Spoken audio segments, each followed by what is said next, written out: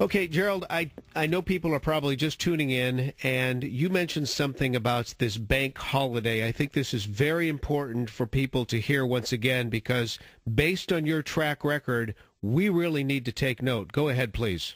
Well, again, what happened during the Depression was they called a bank holiday, and you can't get your money out. And whether it's going to be a cyber attack, whatever it might be, we believe that there's going to be some kind of a bank holiday. They're going to go back to what happened on 9/11, for example. Mm-hmm. They closed Wall Street. If you had money in certificates of deposit and you needed money, you couldn't get your money out because their certificates of deposits are financial instruments traded on Wall Street.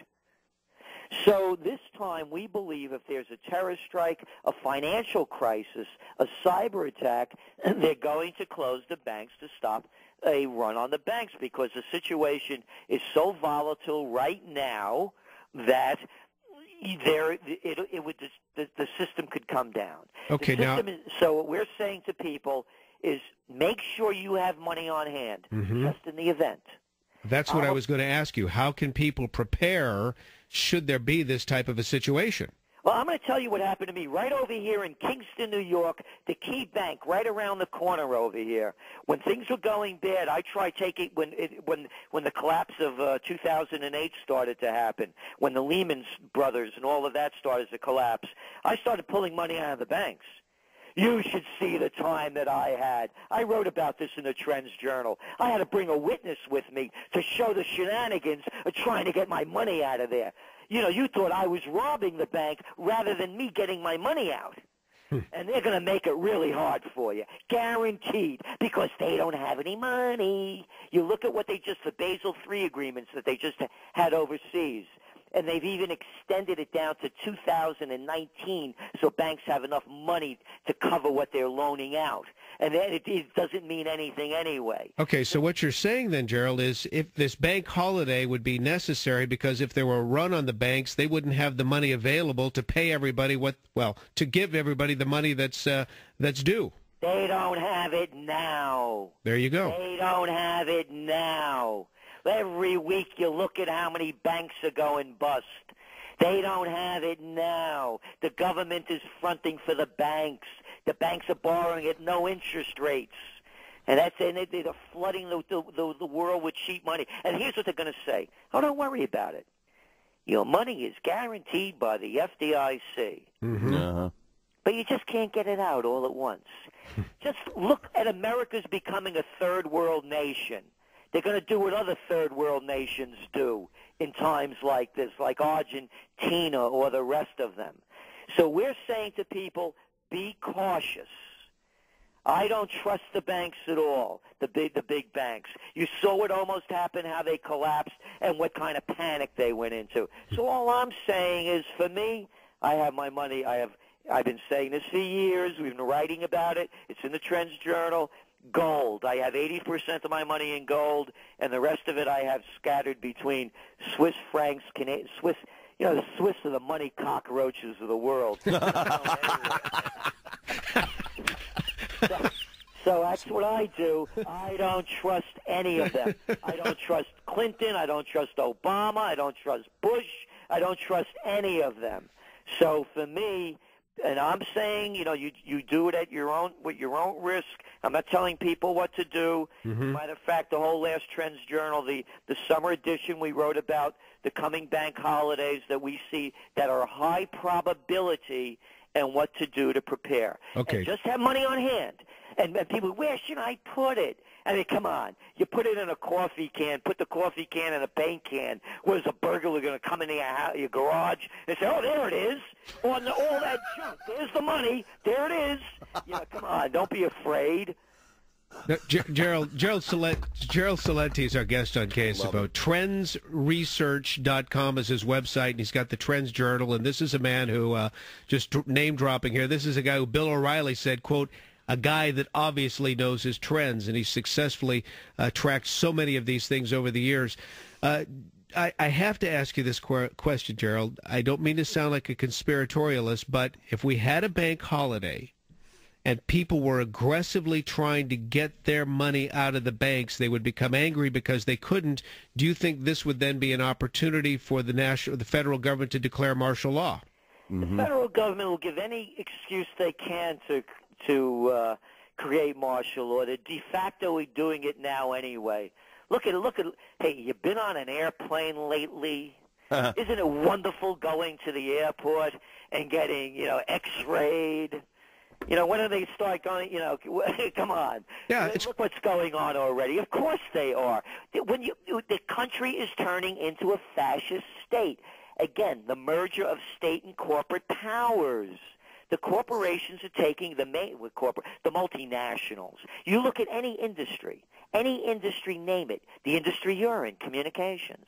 I mentioned the agriculture. You look at retail. You look at banking. A handful of companies control most of the action. So, of course, they're going to call martial law. It's already happening. Look what happened when they had the G20 meeting in Pittsburgh last year. You had these guys dressed up like, mutant turtles, ninja turtles, with enough body armor on them to walk through the Battle of the Bulge unscathed. That's true. Wielding their batons at co-eds.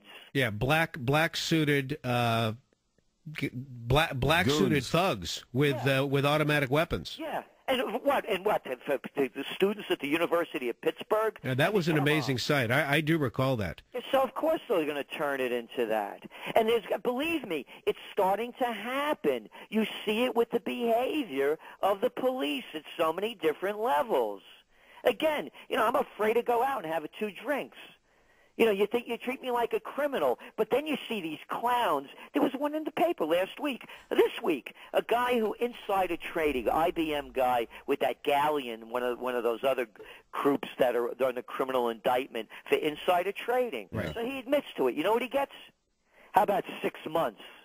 You could rob a couple of $100 million. You get a slap on the wrist. Look at all these groups, one after another. The drug companies. How could I leave them out when I talk about the merger of state and corporate powers? They get away literally with murder. And then today there's a whole other story about fines being paid. How come none of these guys ever go to jail? But we do. You break the law. The laws are going to be stricter and stricter on the little people. And again, I'm not making this up. Look at the IRS. Who are they going after? They're going after the low-income wage earners, and they're doing less and less audits on the big companies. They don't have the staff to do it on the bigger companies. They could rob you blind, but we're going to squeeze it from the little people. Gerald, let's talk just briefly in our remaining minutes here on KSFO about Nancy Pelosi. She's one of those who has stated, I'm reading from the Politico today, tax cuts at the high end have not produced any jobs. It only increases the deficit. I'm thinking, talk about increasing the deficit. Look at this radical spending you're proposing, Nancy Pelosi. That's what's increasing the deficit. Absolutely. And what they're also saying is that they're going to tax the rich. You know what they're calling the rich? People that are making between $200,000, $250,000, $300,000 a year. That's where the burden is falling on the most. Guess what? That's a nice living in America, $300,000 a year. But you're not rich. Amen. You're usually a lawyer, a doctor, a small business owner, and you're working around the clock.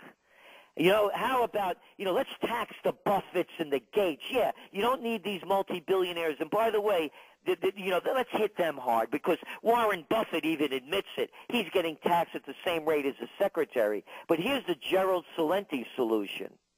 Number one, tax all of these nonprofits, and this, you're going to get a lot of calls on this one, and these religious organizations.